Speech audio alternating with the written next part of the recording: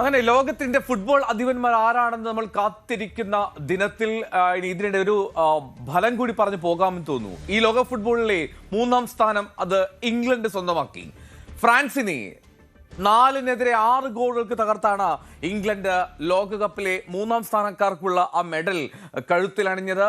ലോകകപ്പ് മത്സരവേദിയിൽ ഇന്ന് മയാമിയിലായിരുന്നു പ്ലേ ഓഫ്. 3-ാം സ്ഥാനക്കാർക്കായുള്ള പ്ലേ ഓഫ്. ഗോൾ മഴയായിരുന്നു അക്ഷരാർത്ഥത്തിൽ ആ വേദിയിൽ. അതായത് ഇംഗ്ലണ്ടിന്റെ ഗോൾ സ്കോറിംഗ് തുടങ്ങുന്നത് കേവലം 3-ാം മിനിറ്റിലാണ്. 3-ാം മിനിറ്റ് ഡെക്ലാൻ റൈസിലൂടെ ഇംഗ്ലണ്ട് ഗോൾ വേട്ട തുടങ്ങുകയാണ്. പിന്നീട് 18-ാം മിനിറ്റിൽ കോൻസ ഗോൾ അടിക്കുന്നു. അതിനുശേഷം ആദ്യ ഗോൾ നേടുന്നത് എംബാപ്പയാണ് ഫ്രാൻസിന് വേണ്ടി. 48-ാം മിനിറ്റിൽ ബാർക്കോള 54-ാമത്തെ മിനിറ്റിലും ഗോൾ സ്കോർ ചെയ്യുന്നു.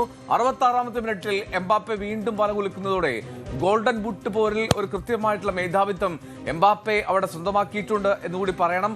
ലയണൽ മെസ്സി ഇന്ന് എത്രമാത്രം ഗോളുകൾ സ്കോർ ചെയ്യുന്നു എന്നുള്ളതാണ് ആകാംക്ഷയുടെ ഉറ്റുനോക്കേണ്ടത്. ഇനി ബുക്കായോ സാക്കയുടെ ഹാട്രിക് ആയിരുന്നു ആ മത്സരത്തിലെ സവിശേഷത.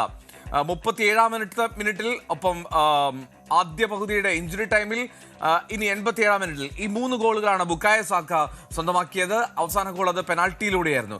ജൂഡ് ബെല്ലിംഗ്ഹാം ഏറ്റവും ഒടുവിൽ മത്സരത്തിന്റെ ഇഞ്ചുറി ടൈമിൽ ഗോൾ സ്കോർ ചെയ്തു. തൊട്ടു മുമ്പ് ഓസ്മാൻ ഡെംബലെ ഫ്രാൻസിന് വേണ്ടി. അങ്ങനെ 6-4 എന്നുള്ള ഭീമൻ സ്കോർ കാർഡാണ് ലോകകപ്പിന്റെ പ്ലേ ഓഫ് 3-ാം സ്ഥാനക്കാർക്കായുള്ള പ്ലേ ഓഫിലുണ്ടായത്. ഹാരി കെയ്നിന്റെ ടീമിന് ഒരു മെഡലുമായി തിരികെ പോകാൻ കഴിയുന്നതിന്റെ ഒരു ആവേശം ഉണ്ടാകുമെന്നുള്ളതിൽ തർക്കമില്ല. അങ്ങനെ ഫ്രാൻസ് ദ്വിതീയ ദശാംശ യുഗം അവസാനിക്കുന്നു. ഫ്രാൻസിന് പക്ഷേ മെഡലില്ല, പോഡിയം ഫിനിഷിംഗ് ഇല്ല. എങ്കിൽ പോലും എംബാപ്പെ എന്നുള്ള ആ ഇതിഹാസത്തിന്റെ ചുവടുവെപ്പുകൾ അത് ലോകവേദിയിൽ പ്രകടമായി മിന്നിത്തിളങ്ങിയാണ് എംബാപ്പെ തിരികെ പാരീസിലേക്ക് വിമാനം കയറും.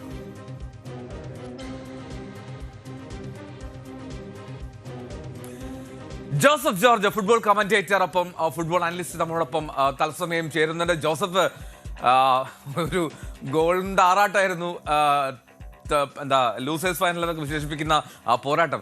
എനിവേ ഫ്രാൻസിന് മെഡലില്ല, ദ്വിതീയ ദശാംശത്തിന് മെഡൽ നേട്ടമില്ലാതെയാണ് ഈ ലോകകപ്പിൽ നിന്ന് മടക്കം. എങ്കിൽ പോലും ലോകവേദിയിൽ വിസ്മയിപ്പിച്ചു ഫ്രാൻസ് എന്നൊരു തർക്കമില്ല. ഈ അത്രമാത്രം ആവേശമൊന്നും ഉണ്ടാകില്ല എന്ന് കരുതിയ മത്സരത്തിലാണ് അത്രമാത്രം ശ്രദ്ധ കിട്ടിയിട്ടുണ്ടോ ഈ പോരാട്ടത്തിന് എന്ന് പോലും സംശയമാണ്. ആദ്യം നമുക്ക് ലൂസേഴ്സ് ഫൈനലിൽ തുടങ്ങാം, എന്നിട്ട് നമുക്ക് ഫൈനലിലേക്ക് എത്താം. യെസ്, തീർച്ചയായിട്ടും ലൂസേഴ്സ് ഫൈനലിൽ നമ്മൾ പ്രതീക്ഷിച്ചതുപോലെ തന്നെ നല്ല റൊട്ടേഷൻ ഉണ്ടായിരുന്നു. ഇന്നലെ പറഞ്ഞതിൽ നമ്മൾ സൂചിപ്പിക്കുകയുണ്ടായി എംബാപ്പെ മിക്കവാറും ഗോൾഡൻ ബൂട്ടിന് വേണ്ടി കളിക്കും, കെയ്നും ബെല്ലിംഗ്ഹാമും കളിക്കാൻ സാധ്യതയില്ല എന്ന്. അതുപോലെ തന്നെയായിരുന്നു സ്റ്റാർട്ടിംഗ് ലെവൽ. കൃത്യമായിട്ട് തന്നെ എംബാപ്പയെ വെച്ച് ഫ്രാൻസ് തുടങ്ങിയെങ്കിലും അവരുടെ റൊട്ടേഷൻ ശരിക്കും അവരെ ദുർബലമാക്കി. ഇംഗ്ലണ്ടിന്റെ റൊട്ടേഷൻ അവരെ ശക്തമാക്കി. തുടക്കത്തിൽ തന്നെ ഇംഗ്ലണ്ട് ആഞ്ഞടിക്കുകയായിരുന്നു. ആദ്യ പകുതിയിൽ കളി മുഴുവൻ ഇംഗ്ലണ്ടിന്റെ പക്കൽ 4-0 ലീഡുമായിട്ടാണ് ഹാഫ് ടൈമിൽ അവർ കയറുന്നത്. കളി തീർന്നു എന്ന് തോന്നി. അവിടെയാണ് ദ്വിതീയ ദശാംശത്തിന്റെ പരിചയസമ്പന്നത നമ്മൾ അവിടെ കണ്ടത്. രണ്ടാം പകുതിയുടെ തുടക്കത്തിൽ തന്നെ അദ്ദേഹം 4 മാറ്റങ്ങൾ വരുത്തി. തുഷേൽ പതിവ് പോലെ ഒരു മാറ്റം വരുത്തി. തുഷേലിന്റെ ആ ഒരു മാറ്റം തിരിച്ചടിച്ചു എന്ന് തോന്നിപ്പോയി. കാരണം 66-ാം മിനിറ്റ് ആയപ്പോൾ കളി 4-3 എംബാപ്പെ 2 ഗോൾ അടിച്ച് കളി തിരിച്ചു പിടിക്കുന്നു എന്നുള്ളൊരു അവസ്ഥ എത്തിയപ്പോൾ എല്ലാവരും ചിന്തിച്ചു കാണും ഒരുപക്ഷെ ഇതിനി എംബാപ്പയുടെയും ഫ്രാൻസിന്റെയും ദശാംശിന്റെയും ദിനമാണ് എന്ന്. എന്നാൽ അതിനുശേഷം ഇംഗ്ലണ്ട് ഒരു സേഫ്റ്റി കണ്ടെത്തുകയായിരുന്നു. ബുക്കായോ സാക്കയ്ക്ക് പെനാൽറ്റി കിട്ടിയപ്പോൾ ശരിക്കും പകരക്കാരനെ ബെല്ലിംഗ്ഹാം ബെഞ്ചിൽ നിന്ന് വന്നിരുന്നു. ആ സമയത്ത് ചിന്തിച്ചു ബെല്ലിംഗ്ഹാം ആയിരിക്കും ആ പെനാൽറ്റി എടുക്കുക എന്ന്. പക്ഷെ ഹാട്രിക്കിനായി സാക്കയ്ക്ക് അവസരം കൊടുത്തു. സാക്കയ്ക്ക് 2020 യൂറോയുടെ ഓർമ്മകൾ മായ്ക്കാനുള്ള ഒരു വേദിയായി. ഒരു ഹാട്രിക്കോട് കൂടി തന്നെ അദ്ദേഹം ആ വിജയം ഉറപ്പിക്കുകയും അതിനുശേഷം കാവ്യ നീതി എന്ന പോലെ ബെല്ലിംഗ്ഹാമിന് ഒരു അവസരം കിട്ടുകയാണ് കളി ഉറപ്പിക്കാൻ. ഇതിനിടയിൽ റെക്കോർഡുകൾ സ്വന്തമാക്കി കിലിയൻ എംബാപ്പെ. ഒരു ലോകകപ്പിൽ ഏറ്റവും അധികം ഗോൾ കോൺട്രിബ്യൂഷൻ, 14 ഗോൾ കോൺട്രിബ്യൂഷൻ. 1970 ശേഷം ആദ്യമായിട്ടാണ് ഒരു താരം 10 ഗോൾ ഒരു ലോകകപ്പിൽ അടിക്കുന്നത് കിലിയൻ എംബാപ്പെ. അങ്ങനെ ലോകകപ്പിന്റെ ചരിത്രത്തിലെ 1-ാം നമ്പർ ഗോൾ വേട്ടക്കാരനുമായി ലിയോണൽ മെസ്സിയുടെ 21 ഗോൾ എന്ന റെക്കോർഡ് മറികടന്ന് 22 ഗോളായി എംബാപ്പയ്ക്ക്. അപ്പൊ അതുകൊണ്ട് തന്നെ ഗോൾഡൻ ബൂട്ട് മാത്രം തിരിച്ചു പിടിച്ചാൽ പോരാ. ഇന്ന് മെസ്സിക്ക് ഓൾ ടൈം ടോപ്പ് സ്കോറർ പട്ടികയും തിരിച്ചു പിടിക്കണം. രസകരമായിട്ടുള്ള സ്റ്റാറ്റിക് ആണ് അത്. ലയണൽ മെസ്സിക്ക് എന്താണ് ലക്ഷ്യം വെക്കേണ്ടത്? ലോക കിരീടം തന്നെ പ്രധാനം. അതുകൊണ്ട് ഈ കണക്കുകളൊക്കെ അദ്ദേഹത്തിന്റെ മനസ്സിലുണ്ടാകുമോ എന്ന് പോലും സംശയകരമാണ്. ഓക്കെ, ഇന്നാണ് അപ്പോൾ നമ്മൾ കാത്തിരിക്കുന്ന ഫൈനൽ ഡേ, ലോകകപ്പിന്റെ ഫൈനൽ. Argentina versus Spain. അതായത് അറ്റ്ലാന്റിക്കിന്റെ തീരങ്ങളിലുള്ള 2 ടീമുകൾ ഏറ്റുമുട്ടുകയാണ്. എപ്പോഴും വല്ലാത്ത ബന്ധം സൂക്ഷിക്കുന്ന സ്പെയിനിലെ ലാലിഗയിൽ നിർണായക സ്വാധീനമുള്ള അർജന്റീന താരങ്ങൾ, മെസ്സി കളിച്ചു വളർന്ന സ്പെയിൻ, ഒരേ ഭാഷ സംസാരിക്കുന്ന രാജ്യങ്ങൾ, ഒരുപാട് സംസ്കാരത്തിൻ്റെയും ഒരു കുടിയേറ്റത്തിൻ്റെയും അധിനിവേശത്തിൻ്റെയും ഒക്കെ വലിയ ചരിത്രമുണ്ട് സ്പെയിനും അർജന്റീനയ്ക്കും. അങ്ങനെ എപ്പോഴും ചേർന്ന് ഒട്ടിപ്പിടിച്ച് കിടക്കുന്ന രണ്ട് രാജ്യങ്ങളാണ് ഇന്ന് ലോകവേദിയിൽ പോരിനിറങ്ങുന്നത്. എന്താണെങ്കിലും ഒരു സ്പാനിഷ് സംസാരിക്കുന്ന രാജ്യം ലോക ഫുട്ബോളിൽ അത് ഒന്ന് യൂറോപ്പിൽ നിന്നും ഒന്ന് ലാറ്റിൻ അമേരിക്കയിൽ നിന്നുമാണെന്നുള്ള വ്യത്യാസം മാത്രം. എങ്കിൽ പോലും ഇന്ന് ലോകവേദിയിൽ പന്തുരുളാൻ പോവുകയാണ് 12:30 ചാമ്പ്യന്മാരെ നിശ്ചയിക്കാൻ.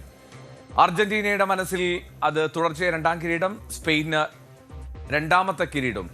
നേരത്തെ ജോസഫ് സൂചിപ്പിച്ചതുപോലെ ഈ മെസ്സിക്ക് എന്തൊക്കെ ആലോചിച്ചാലാണ് കളിക്കണം, കളിപ്പിക്കണം, ഗോളടിക്കണം, ഗോൾ അടിപ്പിക്കണം, ഇനി golden boot, all time goal scoring.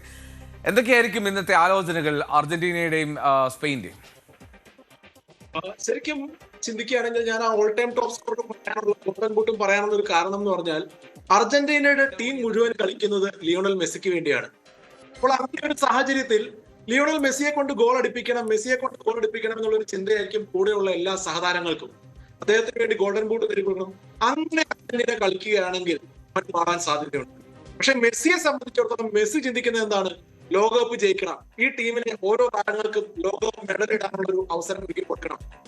അതുകൊണ്ട് മെസ്സി എന്ന അൾട്ടിമേറ്റ് ടീം പ്ലെയർ, ആ ഇതിഹാസ താരം ഇന്ന് ജയിക്കാൻ വേണ്ടി കളിക്കുമ്പോൾ സഹതാരങ്ങൾ ആദ്യം ജയിക്കാൻ വേണ്ടി കളിച്ചിട്ട് പിന്നെ മെസ്സിയുടെ ഇൻഡിവിജ്വൽ റെക്കോർഡിന് വേണ്ടി കളിച്ചാൽ നല്ലതായിരിക്കും എന്നുള്ളൊരു ചിന്തയുണ്ട്, ആ ഒരു പക്ഷമുണ്ട്. കാരണം അല്ലെങ്കിൽ ഒരുപക്ഷെ ഈ തന്ത്രങ്ങളെല്ലാം പാളിപ്പോകും.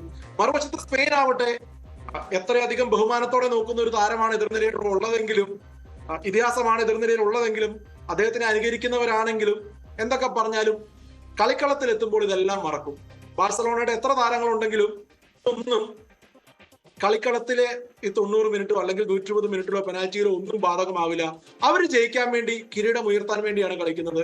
സ്പെയിനും നല്ല വാശിയോടെ കളിക്കും. പക്ഷെ ഒരു മുൻതൂക്കം, പ്രത്യേകിച്ച് ആ സെമി പെർഫോമൻസിന് ശേഷം ആ മുൻതൂക്കം ഞാൻ നൽകുന്നത് അർജന്റീനയ്ക്ക് തന്നെയാണ്.